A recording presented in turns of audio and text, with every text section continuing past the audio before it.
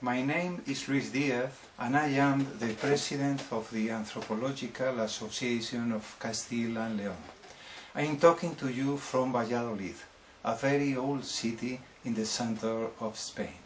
Valladolid may not sound familiar to many of you in terms of world anthropology. However, Valladolid and Castile were once the center of a Spanish empire which covered the globe.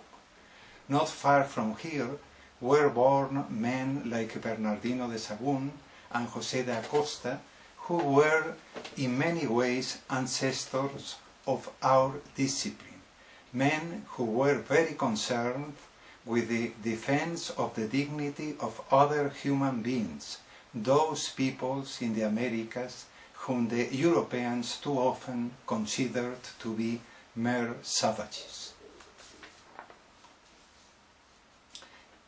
And it's just here, in the region historically known as Old Castile, that several small towns have been recently disputing among themselves for the dubious honor of offering some of their municipal land for a future deposit for nuclear waste.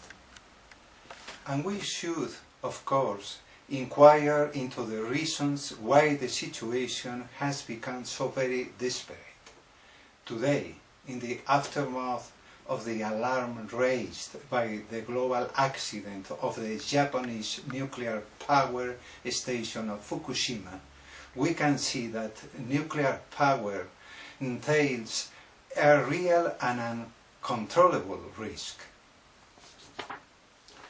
We have come to realize that not all changes serve to move ahead, and that not any type of energy entails progress.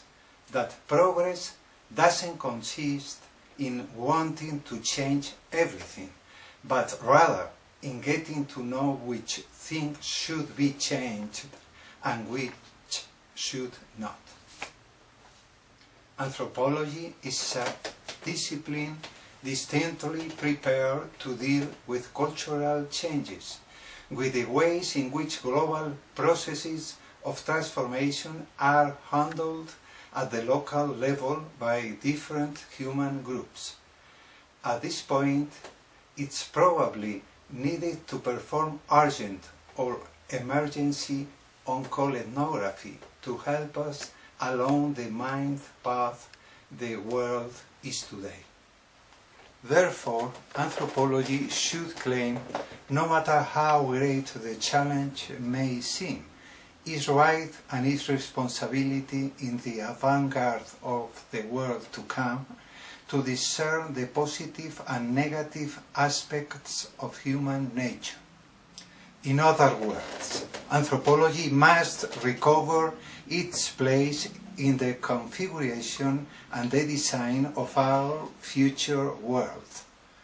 And in relation to the exploitation of humans by other humans, the degrading of the human condition for merely economic and mercantile motives, putting humankind itself at risk on behalf of certain technological experiments or delusions.